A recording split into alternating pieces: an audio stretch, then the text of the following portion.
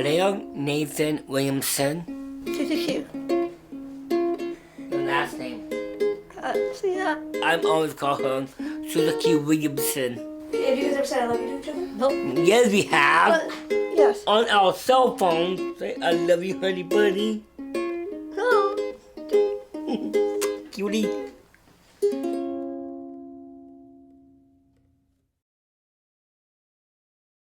Welcome to Beat the Biz. So, as you can see, I'm wearing my Easter Seals Disability Film Challenge mask and wearing the Celebrate, Don't Separate.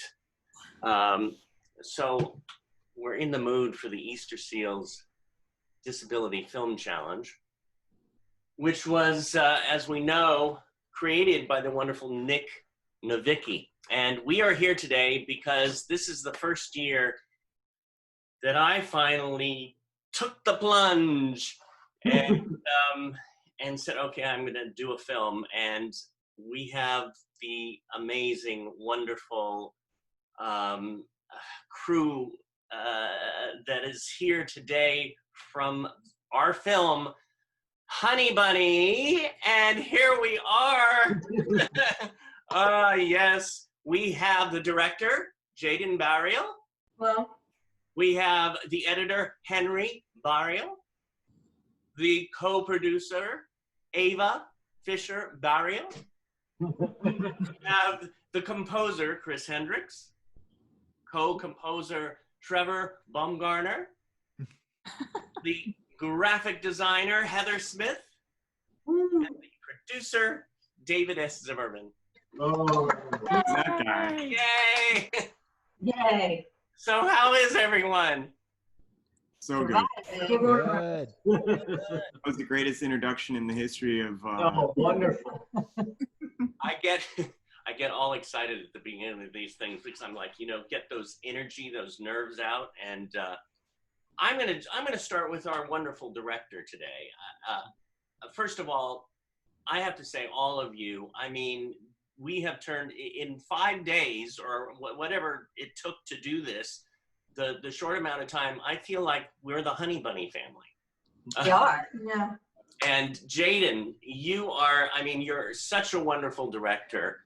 I mean, it's like you had a vision and you took the instructions that were given for the challenge and you incorporated them into the film.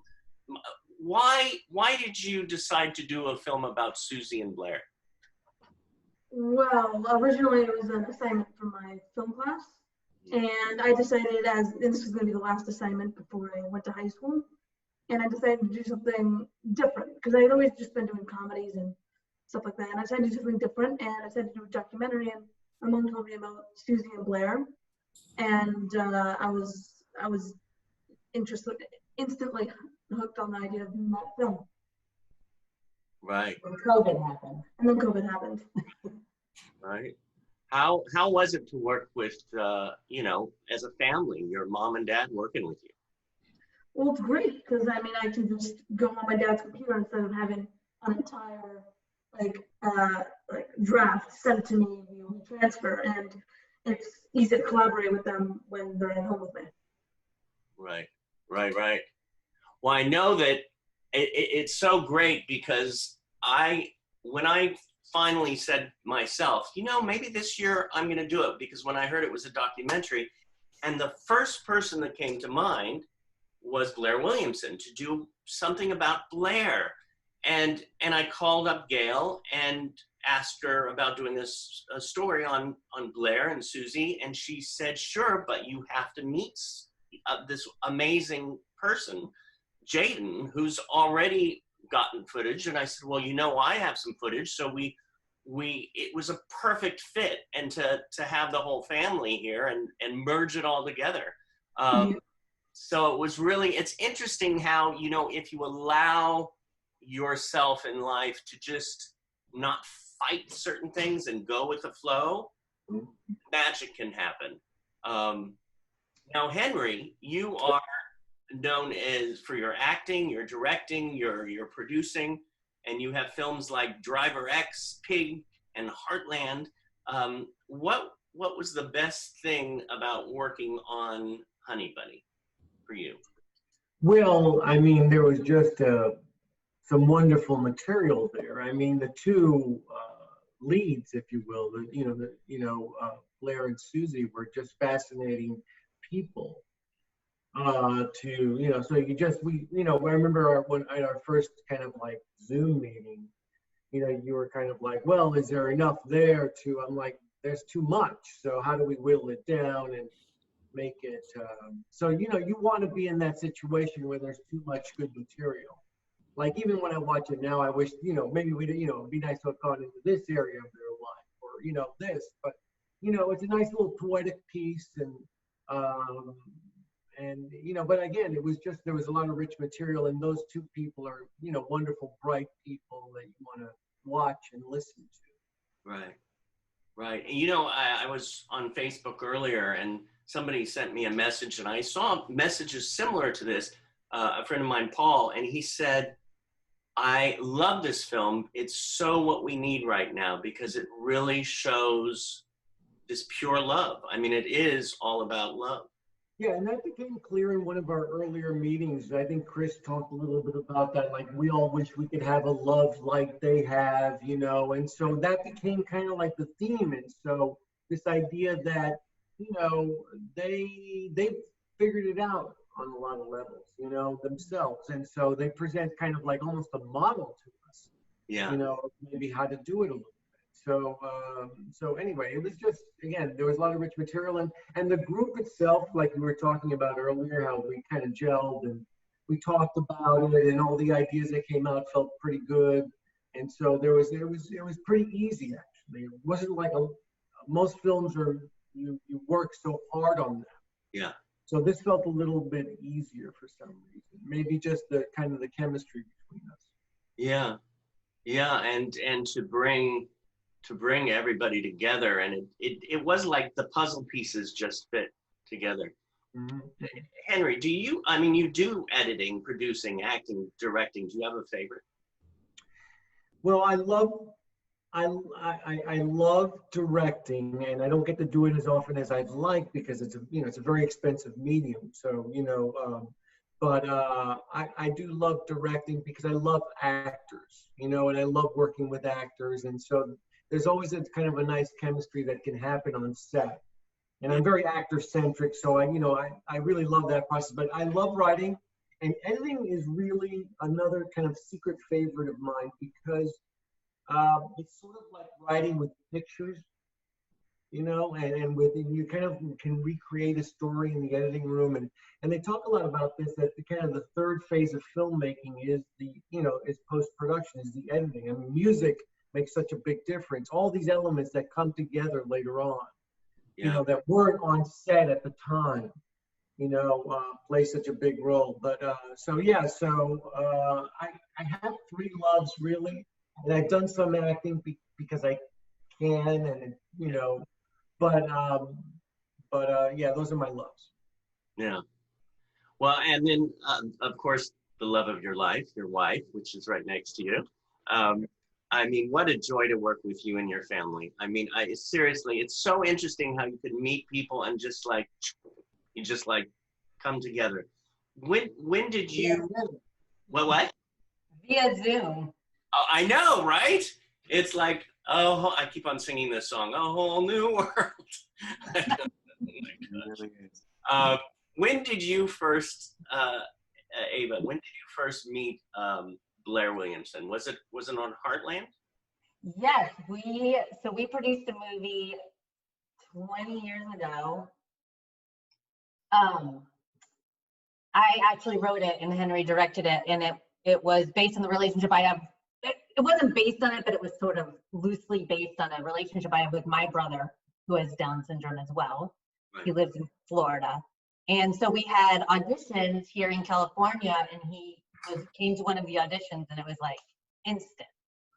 And yeah, he does have that chemistry, doesn't he? He said, yeah. Yep. So that we became, we filmed together every day for 3 weeks. Right.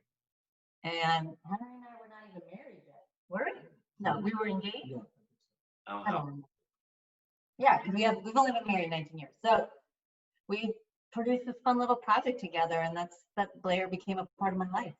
oh. And then, of Yeah. course, you met Susie. And then he started dating Susie soon after Heartland, obviously. So, Right. but I knew about Susie. Well, that's another thing Susie. I think that's interesting too, is the length of time that we've known them. I mean, you've known them what, 20 years. I've known Blair for 25. Right away, we knew what we wanted to do. The other, one other thing that you are so amazing at is your photography. I mean, you have your eyes like, I've seen your pictures, and it's. Thank How long you. have you been doing your photography? 14 years. When Jayden was born, it was something that I started taking lessons online because I was creatively, I felt like all of a sudden I was like at home taking care of my sweet baby, but creatively I needed an outlet. And so I got a camera and I started taking classes online and using Jayden as my model. And it went from there. And now you have a coffee table book of Jayden. Yes, and now I have a 500-page coffee book. Oh, I love it. I love it. They'll hopefully thank me when they're older. Right? Oh my God. I know my mom has all my pictures from like birth to like eighth grade, and then it stops. But Oh. my nose grew, and she was like, "You're not a child anymore." Also, the 8th grader, he's a 9th grader now. They don't like to have their pictures taken anymore. That's Yeah. it. The 9th grade. I remember it well. You were talking, I mean, of course, Henry brought up the music, and we're so blessed to have two amazing composers. And Chris Hendricks, I mean, I have to say, and I think I've told you this before, but maybe not, that you are actually one of my favorite songwriters. It always gives me far more confidence than I deserve. Oh, please. Yes, but when you start singing and when you start creating, that confidence just like, it just comes out. I just saw my face when I did that, and I looked like, I don't know what I looked like. But what I meant was, it's just amazing, the creation. I mean, I agree. I tell you, whenever you write a song, it's like it's magic. And your voice, I mean, I listen to it. It's like there's few voices that I listen to and go, every song, it's like, oh, it's like you're having like your ears are going, ooh. How did you create this amazing song, the theme song for this movie? Well, it's funny that you say the word theme song, because I want to go back to something that Henry mentioned, which was I knew the theme of the film like instantly, just seeing the first bits of footage, before we even really came together. And I'll say it again, just the love we all wish we had, or the relationships we wish we had. And so it's sort of this like, along with that came music that sort of represented both innocence and maturity at the same time. Mm-hmm. Because with the relationship that we all wish we had, there is sort of this, when you first meet someone, there is this youthful glee, right, that comes along with it. But at some point over the years, for most of us, whatever, life happens and the love is still there, but the glee isn't necessarily, and so to see something of this nature that just hasn't waned at all, to me, the song was like, it was instant. And you always know when something fits, at least from a songwriting perspective. It's different when you write a script. When you write a script, and then you write it again, and then you write it again, and then you write it again, you write it again. With songwriting, if it really flows out of you, you know that it's the right fit. It's the songs that take forever to write, usually, in my experience, that are like, oh, well, maybe this isn't the right And so, yeah, it's easy when you have a group of people that come across super honest. The music has to be just as honest. So that's where that comes from. They don't know what they don't know, but I say so what? They don't know us. I got that rock, babe. You got that soul, babe. So let's roll our sleeves up and get them spun like na na na na na na na na na na. Hey love, I love you. And now, why this project though? Why did you say, I want to do this project? Well, I mean, you, man. It's, You can say no to David Zimmerman. I told you this before in a previous interview, but you found me at a real crux in my life and my career. Outside of an art gallery, and I had just kind of my music career in North Carolina had just kind of, I don't want to say faded, but it was changing. I didn't know what direction I was going to go in. And I was playing some original music outside of that art gallery for fun. And you were like, we must work together. And I was like, really? Because I'm from North Carolina. And you were like, I don't care. You need to move. So it really all started with a belief. And, I thought that I really needed the crew that I had in NC. And you sort of reminded me that I could carry myself in that moment. So, of course, I wanted to work with you. I wouldn't have the belief that I have without you in my life. So, yeah, not even a question. Thank you. And the way I look at it is we all carry each other, especially with this. It's interesting how it flows. And then you magically introduced us to Trevor, Mr. Trevor, your co-composer. When did you two meet? How did you meet? Trev, I'm gonna let you take that one. All right, so the year was whatever 5 years ago was, and which feels like 100 years ago. But I was coming back from school, and just my aunt, she had this idea. She was like, I'm going to do a musical, and so she just assembled 5 random creative people. And so I fly back in from New York, and then I meet Chris and his other partner in crime, Andre, and we hit it off instantly. And so I knew, I was like, I'm going to work with these people for the rest of my life. And I truly do feel like I didn't understand music until like watching Chris work. So I was coming in with fancy music degrees, and so they were all like impressed by me, but I was just so impressed by them because I'm sitting there watching them in minutes, just coming up with incredible final product lyrics and songs, and I'm just sitting back. And so what it wound up being, kind of similar with this project, is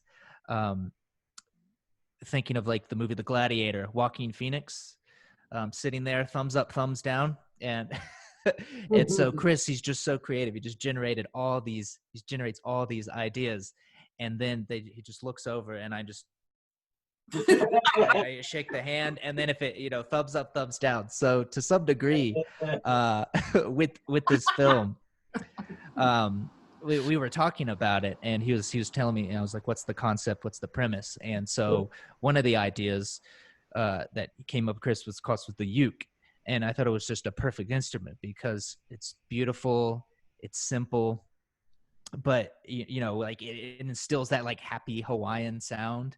But also just like Hawaiian culture, like there is a lot of seriousness and kind of like darkness like down beneath it. Yeah. So while it is this surface level lightheartedness, there is a lot of depth to just such a small, simple instrument that only does a couple things. So we're going through this, and I'm going to be playing a couple, like a melodica and a mandolin against this, along with what Chris had sent me. And then I think Henry had mentioned something along the lines of like, oh, but we don't want to overproduce this. And I'm like, he's absolutely right. So I axed my playing right there. I did my own hammer. I thumbs downed. I killed it. And it was right, because there's something about like the purity of it, like the little tweaks here and there. It makes it feel so much more real. It's not distracting. So in our typical working fashion for something like this, I just like a manager, I get on the phone, I'm like, Chris, I want 10 things on my desk by 8 p.m. And so he sends me 10 ideas that inspire him. And then so it's on me to kind of function just like an editor or like a curator. My whole goal was to take his playing, his tracks, his songs, and just to, put them on the wall in the right place, shine the correct light on them, and just make it match the film and the timing, but it still had that kind of like pure, raw music sound. And yeah, we saw the first draft. We played it on our first meeting, and I'm sitting there, I'm like, I can only harm this. Let's leave it. I think we're done. I think we're done here. And of course, I get a call, Chris, like maybe minutes before that meeting. Chris is like, oh yeah, I wrote a song. I was like, okay, I'm putting it in the credits, and there we go. So That's great. done. It's done. Wow. I mean, that's unusual, David. I do think because the music stage is either completely hit or miss sometimes. It could be a complete miss.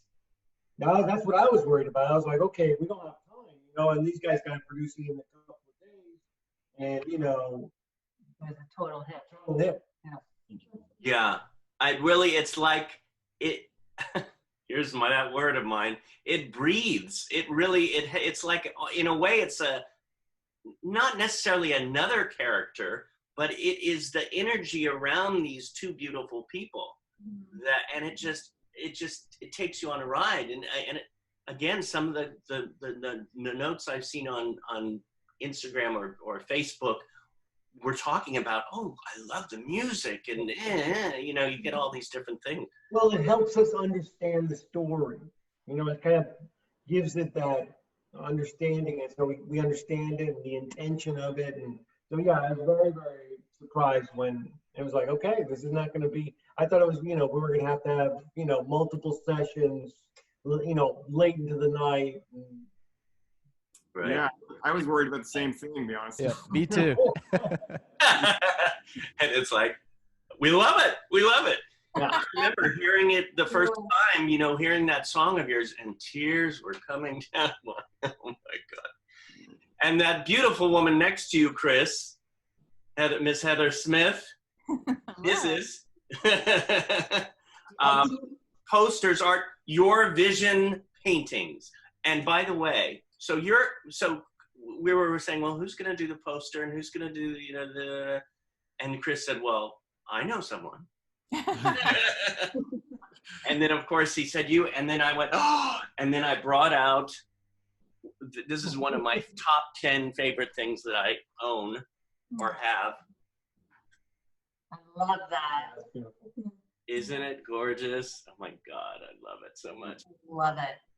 And now it has like a huge story. I'm connected. Okay, so you want to? Oh, and I'll tell you the quick. When I painted that, Yeah. I was bartending at a wine bar here in Chapel Hill, North Carolina, and it was just always dead. Yeah. And so I would just bring my paints and just sit at the bar and just paint because there's no one there. While I was working. It was very authentically made. Very what?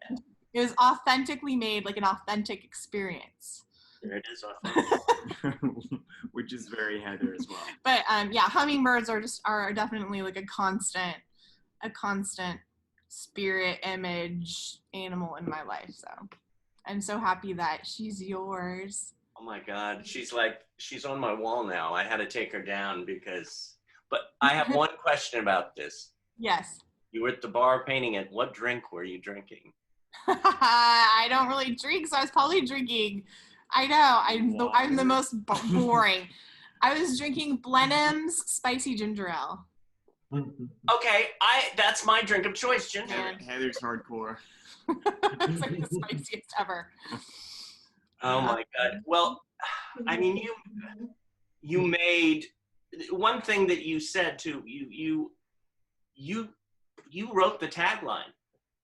When you created the poster, you put that tagline down, and it's like perfect. I mean, one thing that I always looked at Blair and Susie, and I always said to myself, I mean, I want a relationship like that. Yeah. And then all of a sudden, you have this beautiful tagline, the relationship we wish we all had. Mm-hmm. That's so true. So what makes Poor David. what? Did I get Take a moment. It's okay that you're verklempt. We all are. right, verklempt. We all are. What made you want to be a part of this?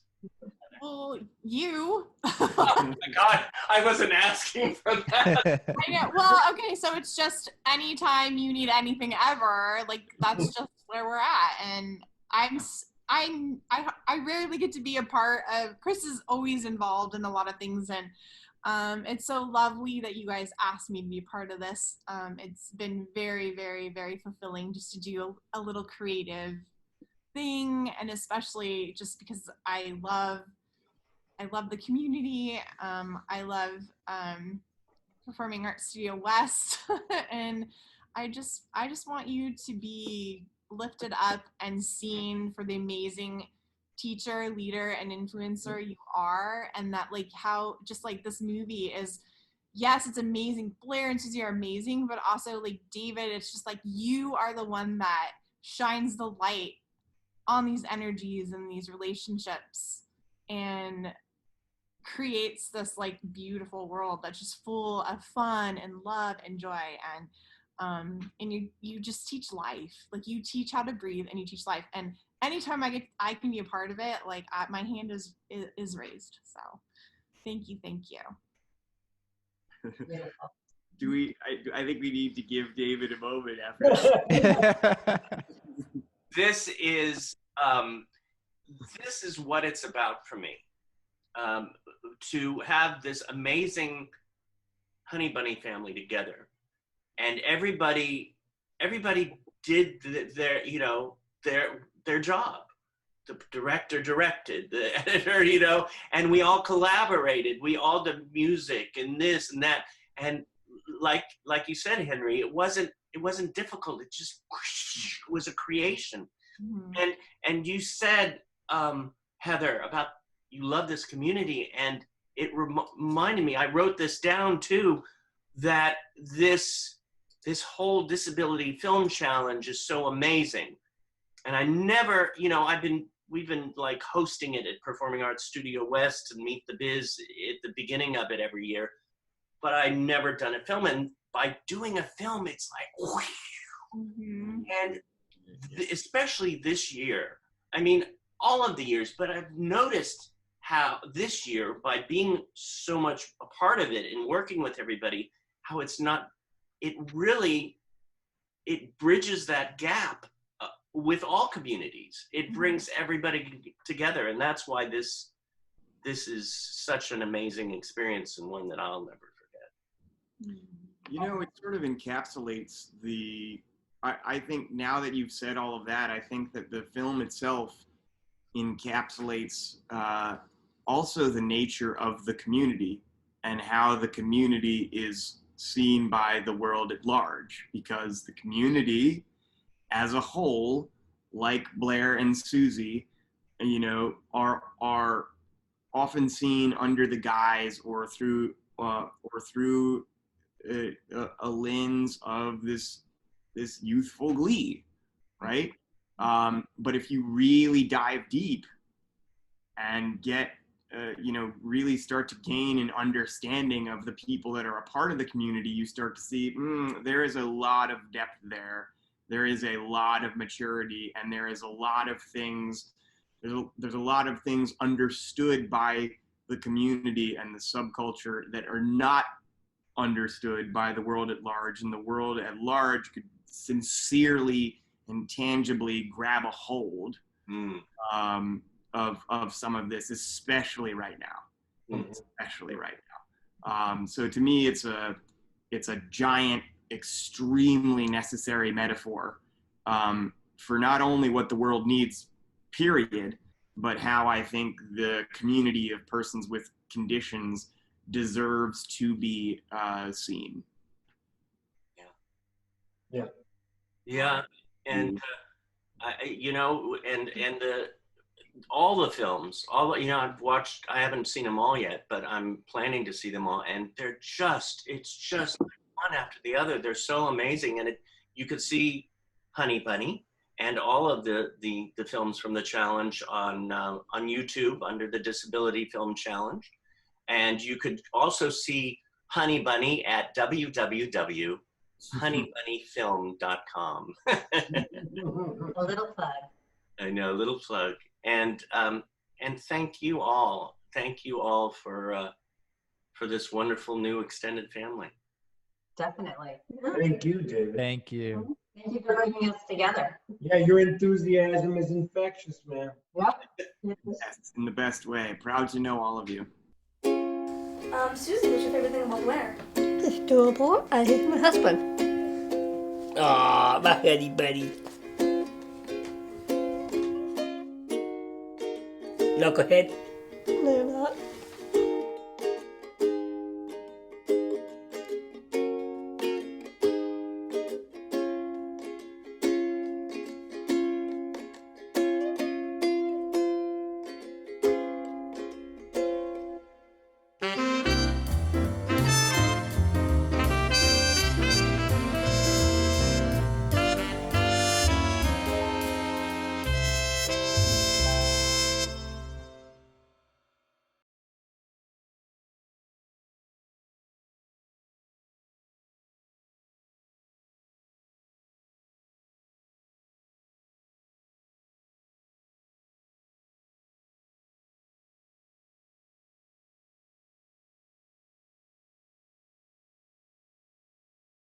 What are we doing again?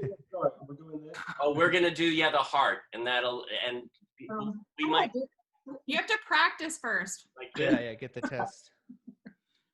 Okay. David, yours is not a heart. Oh, Trevor, that's a good heart. I got the light, Oh, you did good. Oh, the full finger. It was like an oval, David. like this? No, you gotta make it more. You gotta fold it in at the top. David, it might be your face behind our fingers that is really throwing me off right now. All right. That's a good one too. We'll put it down, and then we'll whatever hearts we can make. Okay, go. Put it down. Put him down. Put him down. And